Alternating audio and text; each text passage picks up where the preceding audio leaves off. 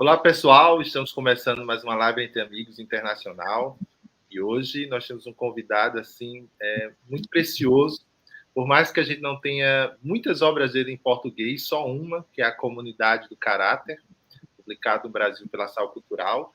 Mas ele já é um autor bastante conhecido aqui por pessoas que têm interesse na área de teologia ética, teologia pública, sobre a questão da fraqueza, da deficiência, que é o Dr. Stanley. Não sei se eu vou acertar o sobrenome, mas é Stanley Hauers, né? E eu tenho uma pequena bio dele aqui, né? Ele é professor PhD da Universidade de Yale, professor de ética teológica na Duke University.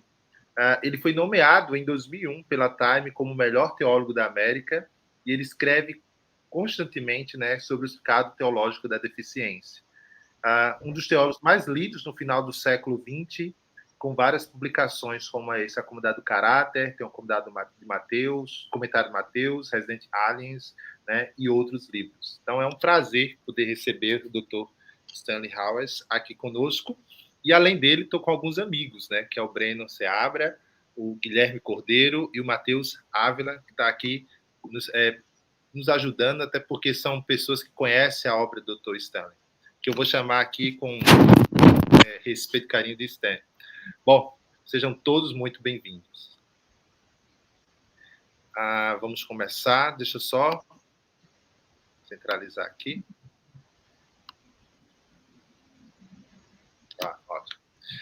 Stan, a minha primeira pergunta, ela acaba sendo bem clichê, mas compartilha conosco como aconteceu a sua conversão à fé cristã e por que você ainda continua um cristão, né, depois de tanto tempo de caminhada.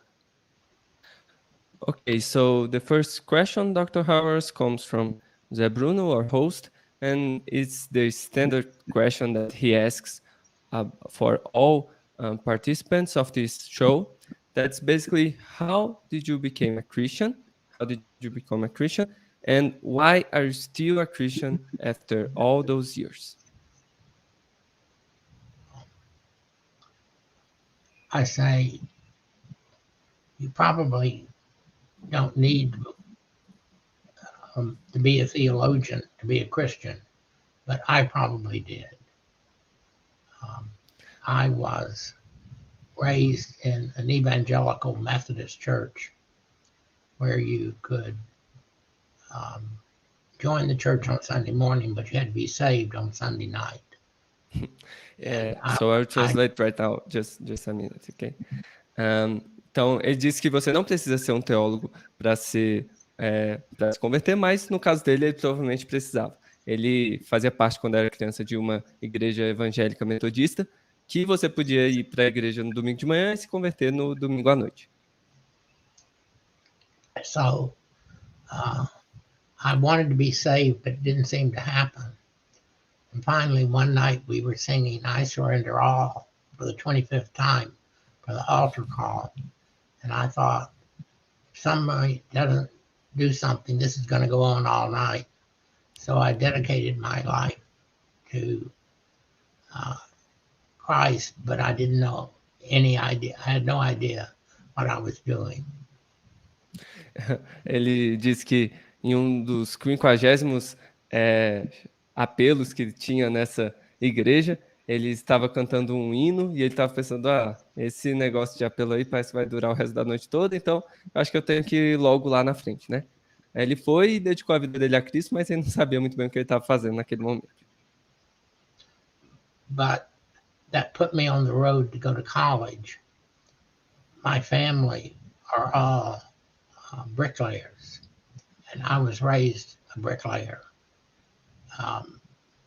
But my father was insistent that I go to college. And by the time I was going to college, I wasn't sure I was a Christian anymore. But in college, I discovered that Bart was among those Christians who stood against the Nazis.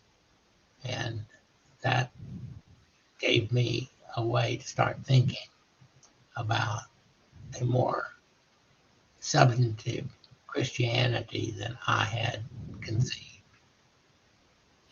Então, isso levou ele a ir para a faculdade. A família dele era de pedreiros, assim, então não tinha essa cultura de ir para a universidade. Mas o pai dele insistiu que ele estudasse, né, que ele tivesse essa educação formal.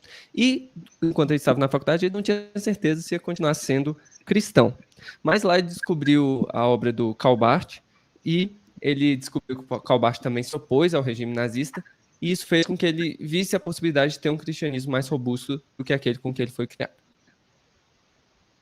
So I decided to go to divinity school to discover if what Christians believed was true. And so I went to Yale Divinity School and stayed on to do a PhD. And the rest is history. Então ele decidiu estudar teologia para descobrir se o que os cristãos creem é verdade mesmo. E aí ele foi lá para a faculdade de teologia em Yale, fez o mestrado, depois o doutorado e, bem, o resto é a história. That I remain a Christian is because I have such good friends that make me more than I am. Ele diz que permanece sendo cristão, então, porque ele tem amigos tão bons aqui que fazem ele ser mais do que ele é sozinho.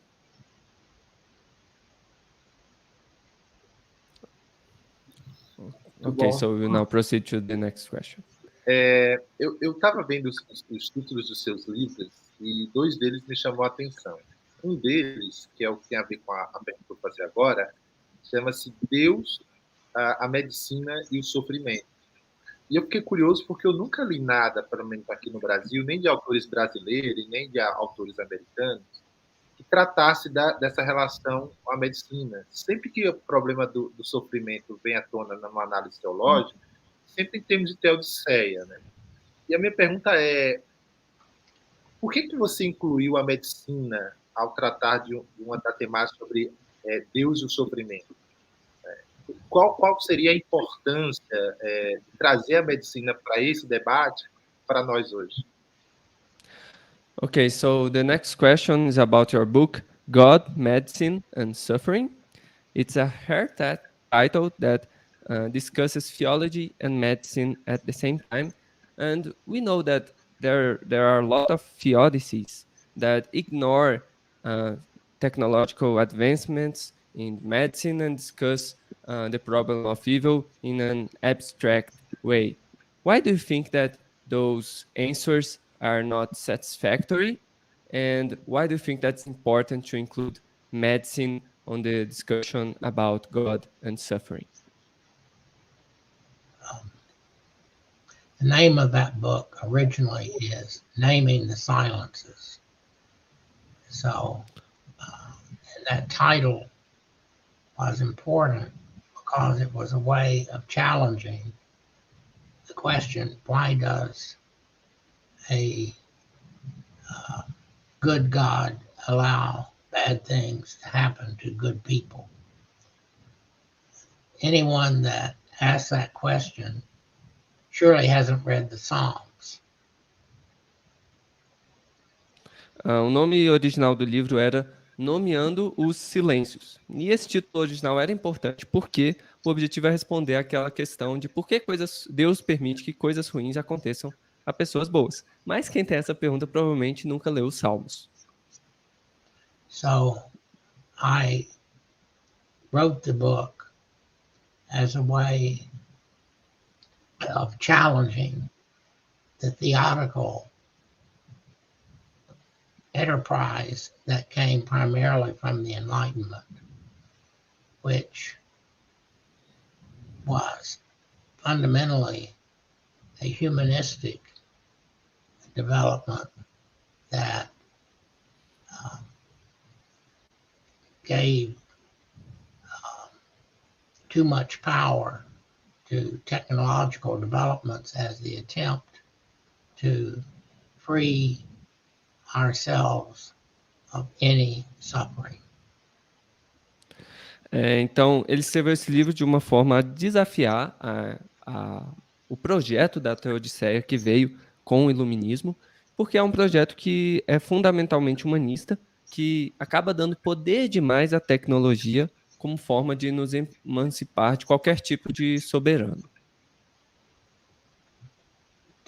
Technology of the kind that we experience is the result of the necessity of replacing people with technique. Então, o tipo de tecnologia que temos hoje resulta da necessidade de substituir pessoas pela técnica, colocar a técnica no lugar das pessoas.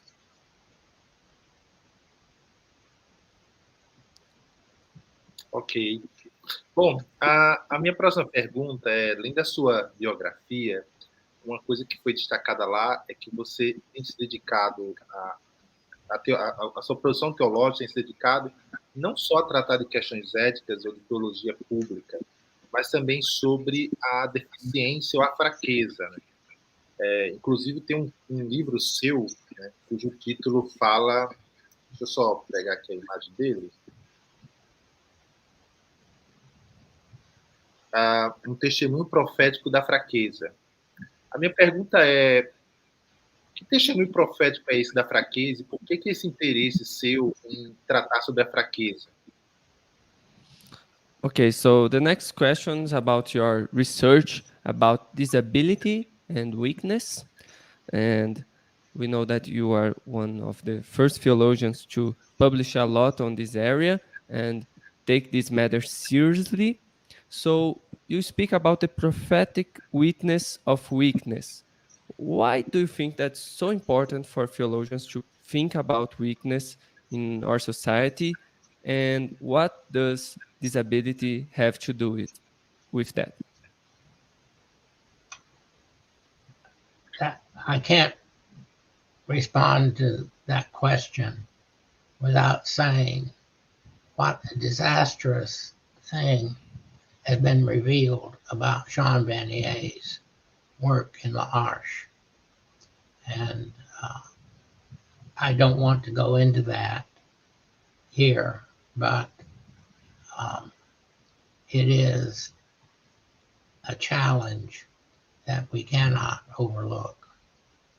The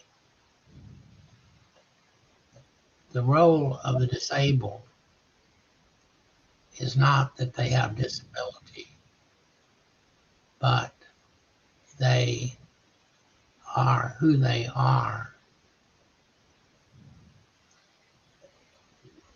because they're God's gift, as we are each God's gift, for the development of communities that make possible our care for one another without apology.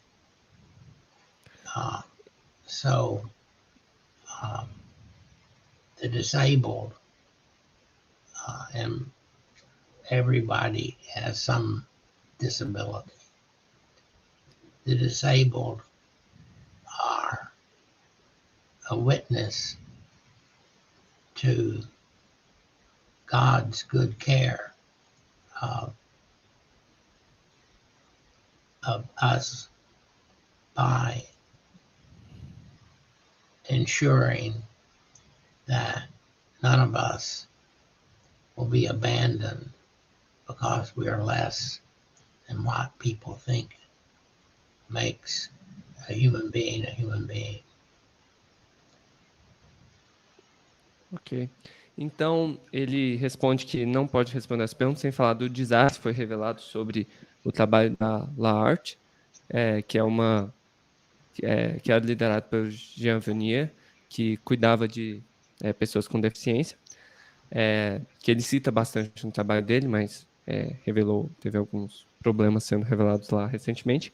Mas ele responde basicamente que é um desafio a pessoa, como tratamos a pessoa com deficiência, que não podemos ignorar hoje. O papel da pessoa com deficiência não é que ela tem deficiência, mas quem ela é como dádiva de Deus, como todos nós somos um presente de Deus. E por isso a gente precisa desenvolver comunidades que possibilitam a gente cuidar uns dos outros sem desculpas. Então a pessoa com deficiência, mesmo todo mundo tendo alguma fraqueza, alguma deficiência, é um testemunho do bom cuidado de Deus sobre nós, ao assegurar que nenhum de nós será abandonado, porque a gente é menos do que as outras pessoas esperam que seja necessário para completar certa definição de humanidade. O Gui, essa comunidade é a mesma que o Henry Nouwen trabalhou, né? Olha, eu não tenho certeza. Não é lá, como é o nome? É assim mesmo. Ele trabalhou lá sim. Ele trabalhou lá sim. Agora... o Henry Nouwen escreveu um livro chamado Adam, Amado de Deus, que ele conta justamente dessa renúncia que ele fez para sair da universidade e da paróquia para servir aos deficientes. Inclusive, o Adam era uma pessoa que tinha deficiência mental. Ele tem um livro chamado In Jesus' Name, que em português foi lançado como Os Desafios da Liderança Cristã. E ele, assim, fala bastante sobre essa questão da deficiência e o quanto ela tem a nos ensinar sobre Cristo. Muito bom. So Zabruno is commenting about Henry Nouwen work at large, that he has written some books about it. He wrote some books about it when he was alive. So he's just commenting how that's about what we get in Portuguese about this community, and we were not aware of everything that happened there, but Nouwen gave us a good witness about how necessary it is to work and take care of people with disabilities. That little book that Henry wrote, simply called Adam, which was his friend, that was one of the people that made up Daybreak in Toronto, is a lovely testimony to Henry's getting to know what it means to be with those who are God's in a very special way. Uhum. Então ele recomendou esse livro, Zé Bruno, que você comentou, né, do Adam, e ele disse que esse livro é excelente, mostra exatamente como é especial você estar perto dessas pessoas abençoadas por Deus. Mateus? Oi, eu tenho uma pergunta para fazer para você, e seria basicamente a seguinte: o seu trabalho é marcado pela afirmação de que a ética cristã deve ser, acima de tudo, cristã, e que isso tudo envolve uma radicalidade do ensino de Jesus em relação ao mundo.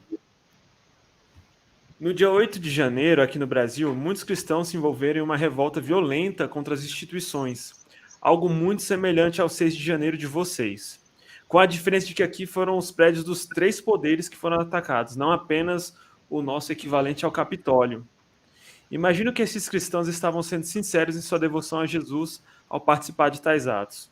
Além disso, imagino que eles se enxergassem incorporando ali um pouco dessa radicalidade do ensino de Jesus. O que será que esses cristãos que se envolvem em situações assim não estão compreendendo da ética de Jesus? So Mateus is asking about your work related to Christian ethics and how we should recover how radical Jesus' teaching was in relation to the world. But nowadays, some people interpret this radical call of Jesus in a wrong way, in a wrong-headed direction. So he mentions the example of the January 6th United States Capitol attack, that some Christians there thought they were serving Jesus by invading the Capitol Hill. And here in Brazil, something similar happened January this year, that the buildings related to all our constitutional branches of government were attacked as well, and many people said that they were serving Christ under that banner. So how do you think that these people is thinking wrongly about the radical call of Jesus? I think first it suggests what a terrible job we've done as Christians for forming followers of Christ in a way that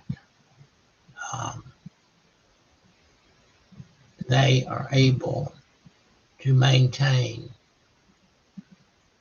social orders that are not violent. And I confess that the January 6th attack in America made me think twice about how important the rule of law is for maintaining basic civility in the American public.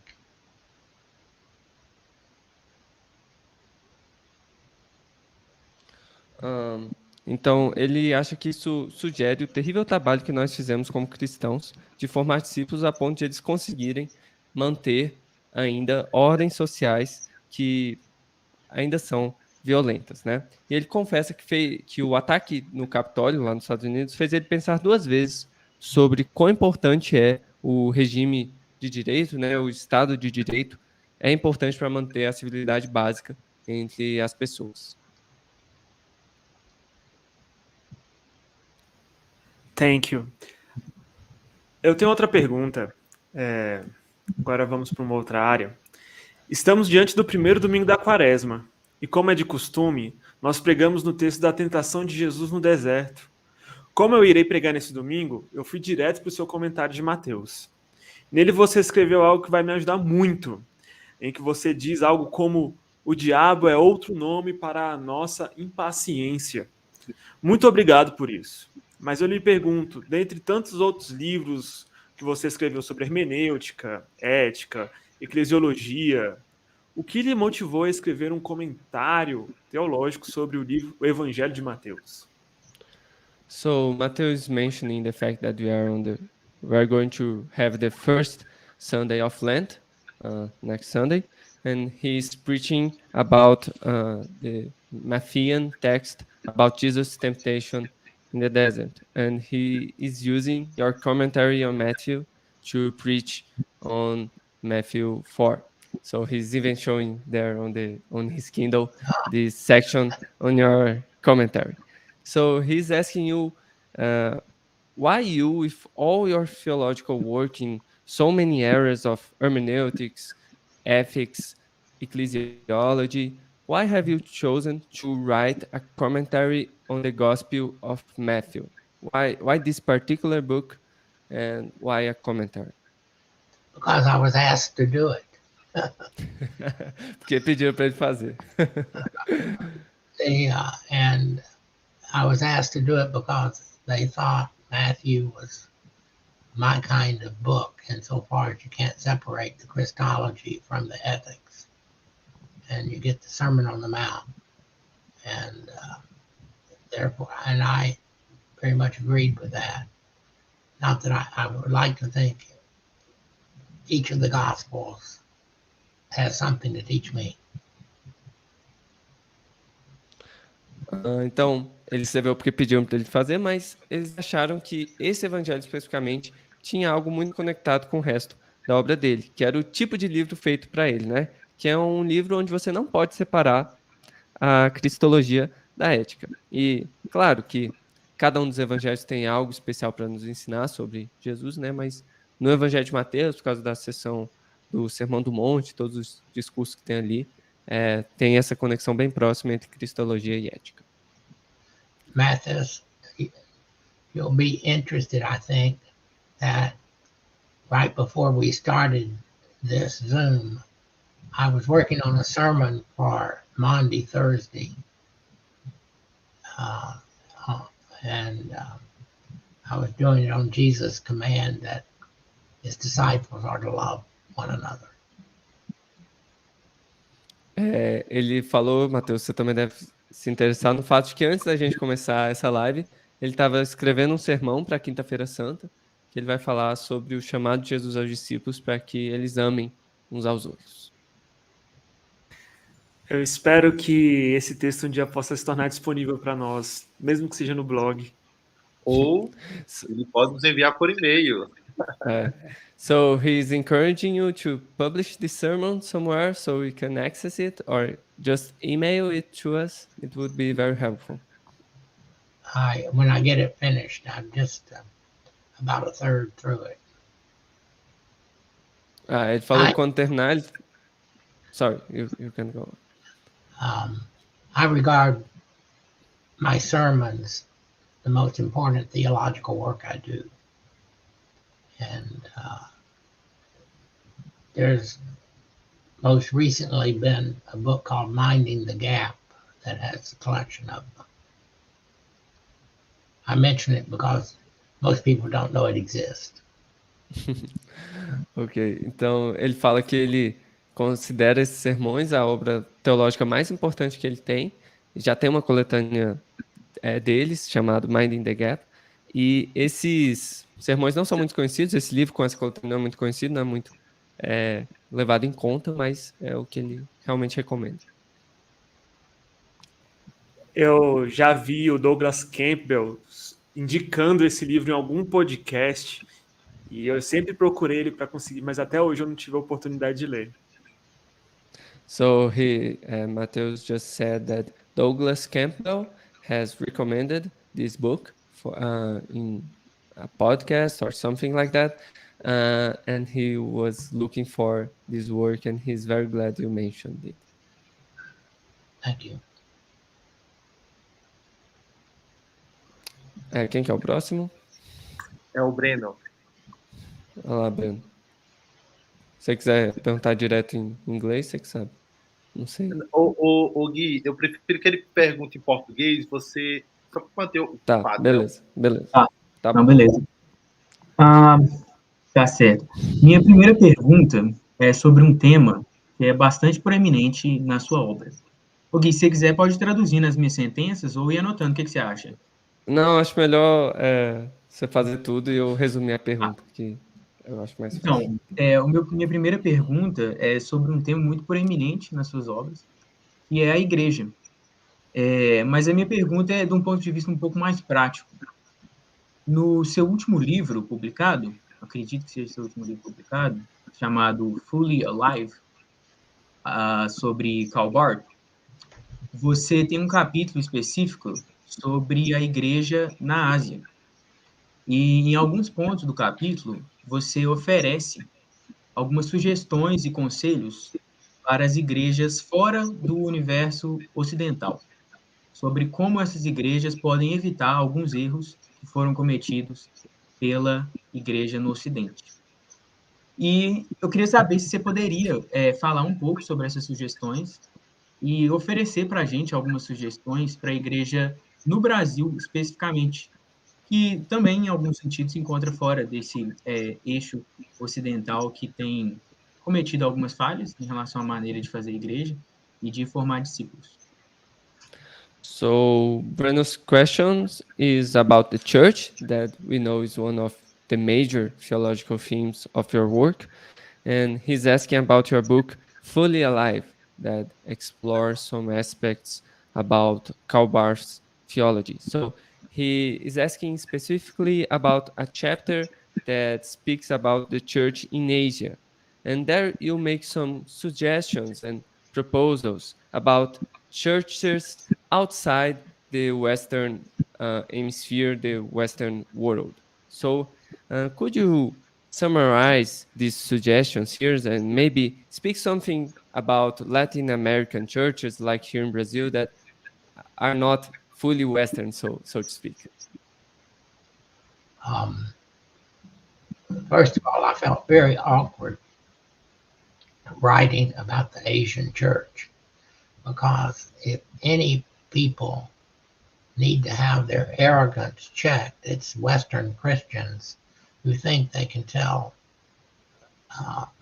people who are not from the West how to live. But I found addressing the Asian church, at least I could say, don't make our mistakes.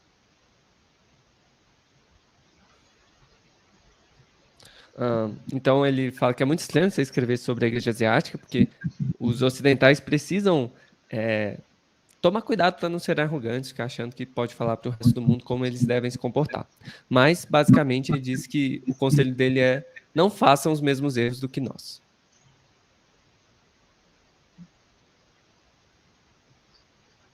I wrote the paper for a conference in Japan, so I was hopeful to get some critical response, which I did, from people who are Japanese, Koreans, and missionaries who have lived their lives in Japan.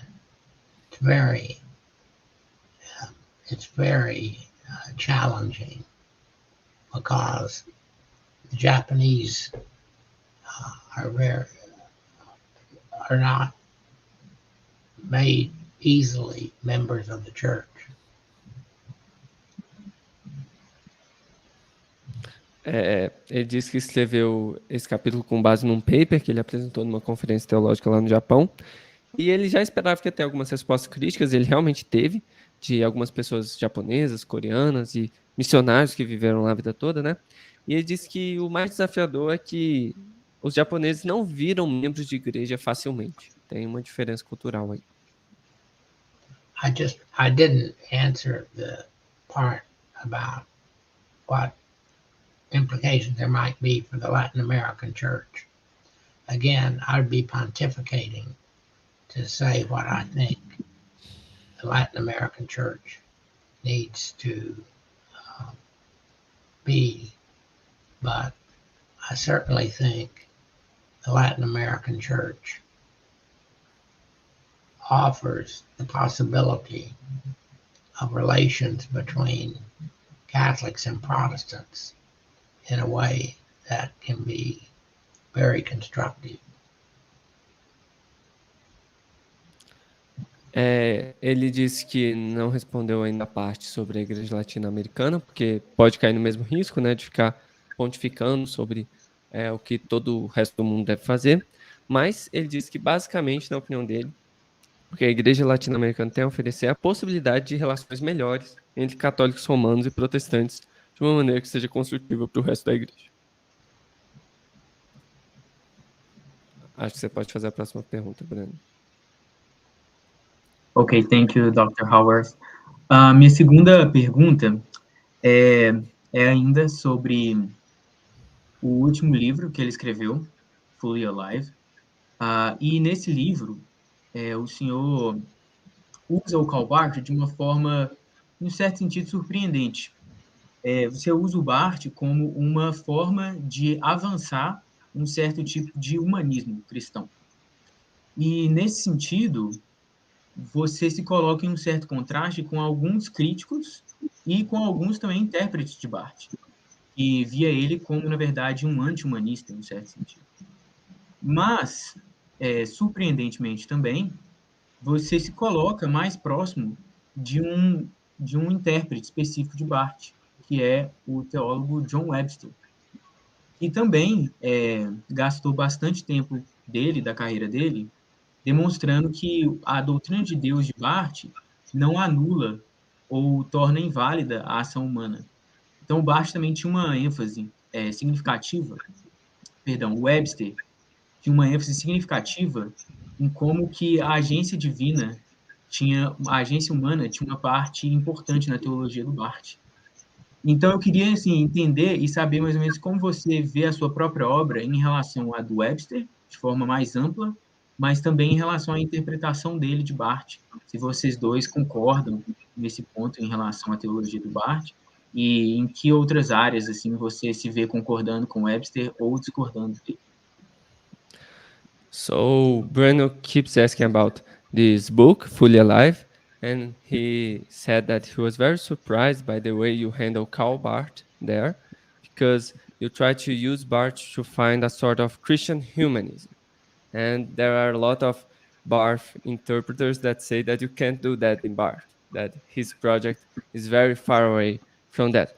And at the same time, you seem to agree with a particular interpreter of Barth, that is the theologian John Webster.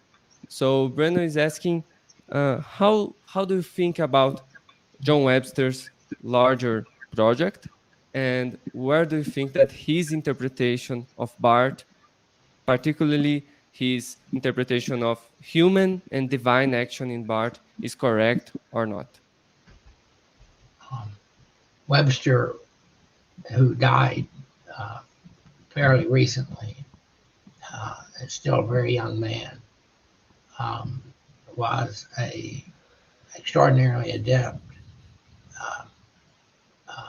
interpreter of Bart.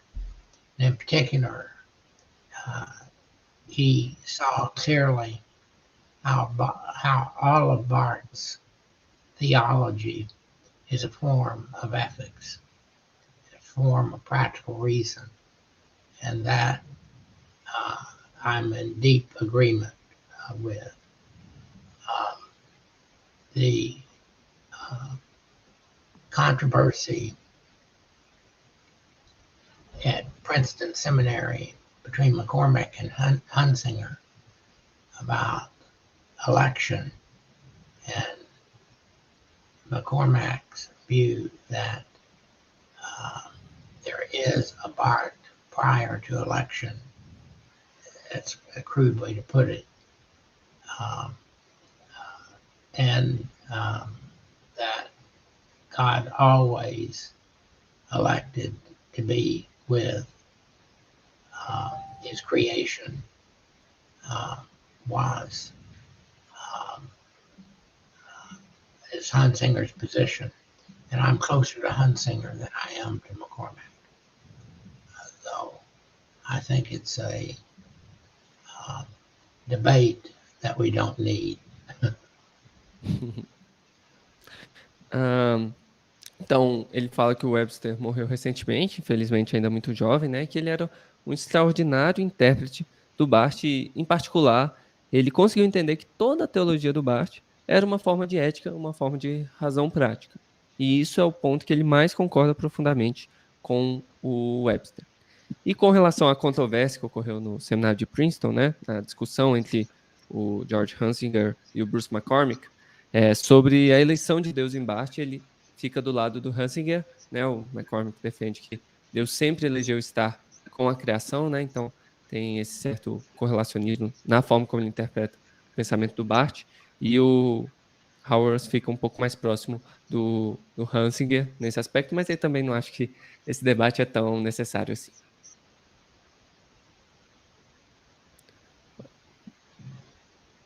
Pode ir, Breno. Não, agora eu vou seguir.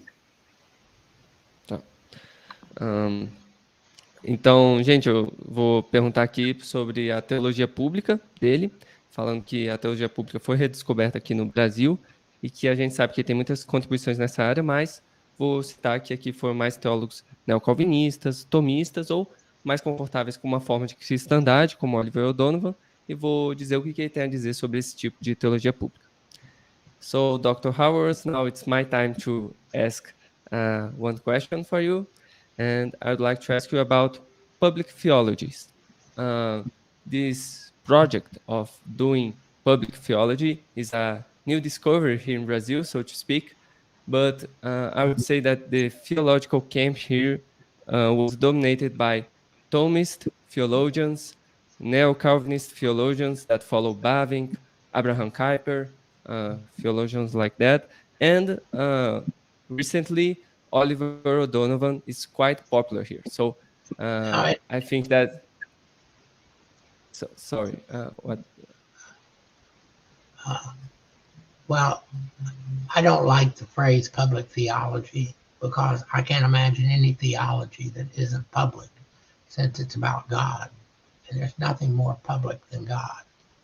And the idea that you have to do something special in order to be public, I think it is a mistake, because it assumes that you have to presume a reader that you have to meet their presumptions rather than to do theology with the kind of joy in which Bart did it. Uhum. Então ele okay. We're coming close to the end, and I wanted to introduce a figure that's been present here, wait just a minute. Don't go away. Ele falou que está se aproximando do fim e ele queria apresentar uma pessoa ali que é muito importante.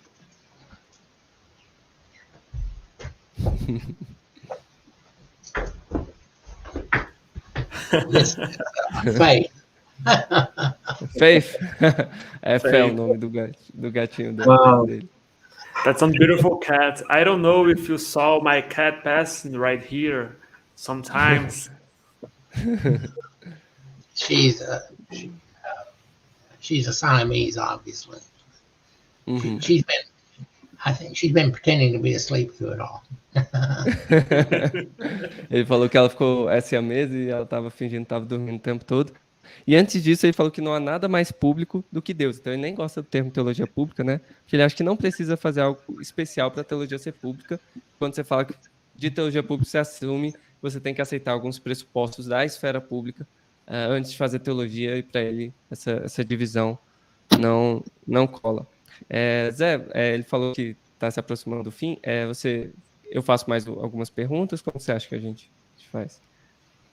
Você tem mais alguma, Gui? Tenho mais uma. Perguntas que o pessoal mandou aqui no chat. Não, então faz essas do chat, eu acho mais importante. Okay, so Dr. Howard, we will just finish now with 2 questions that were sent from our audience. So it will show up now on our screen, and I'll translate these questions for you. This would be the final questions. Uma é do José Roberto Alves Barbosa, e a pergunta dele é: a teologia do Kaubá enfrenta alguma resistência em alguns contextos. Seria essa uma demonstração de quanto ainda estamos muito alinhados ao fundamentalismo? Okay, so this question is about how Karl Barth's theology is still resisted in some contexts, here in Brazil especially, and he is asking if this resistance to Barth's work is an evidence of fundamentalism, in your opinion. I don't have any idea about how it's received in Brazil. But Barth was anything but a fundamentalist. He was an extraordinarily creative Christian theologian who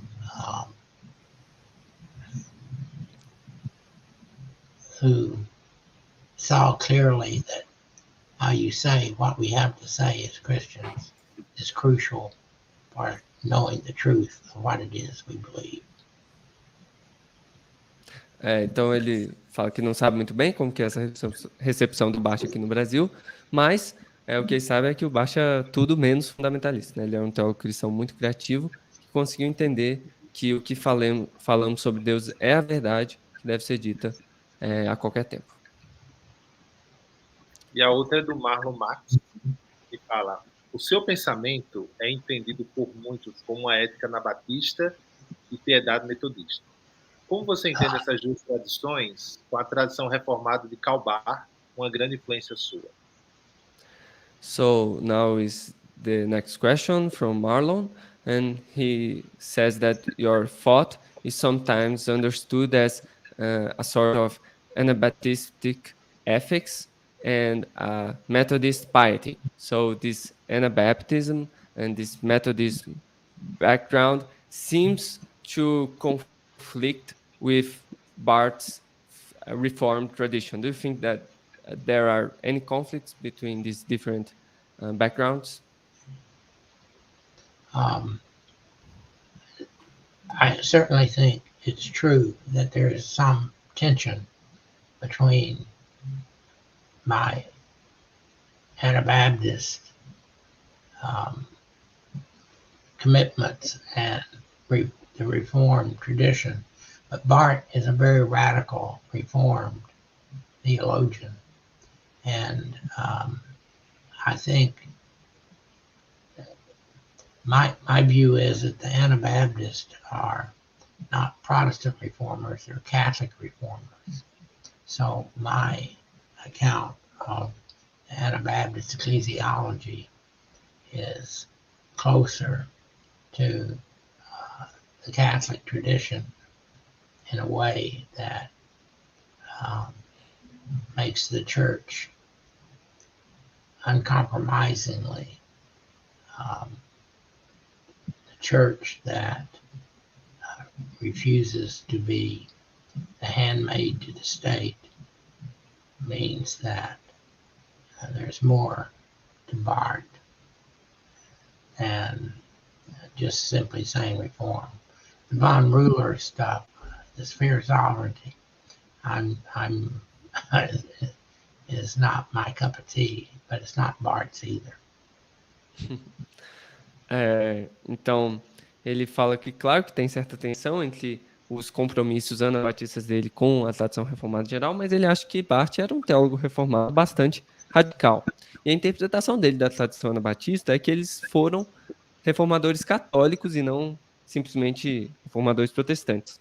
Então, a interpretação dele da tradição anabatista o aproxima mais da tradição católica romana, porque ele torna a igreja inegociável e faz com que a igreja não faça concessões ao Estado, não seja uma espécie de aia do Estado.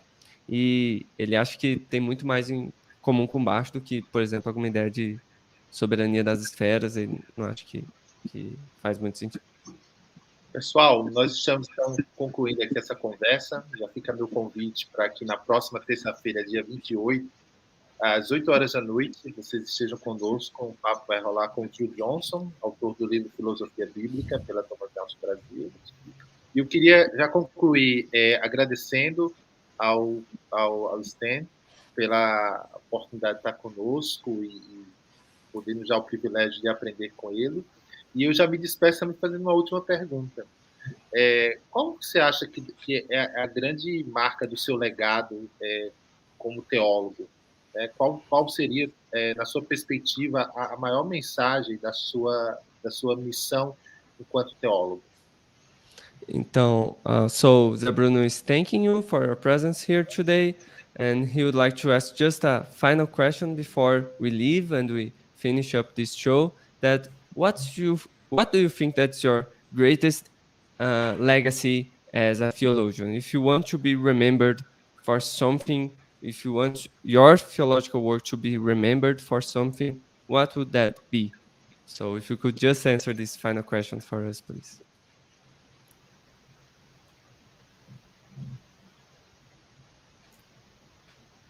What a joy it is to worship the God of Jesus Christ.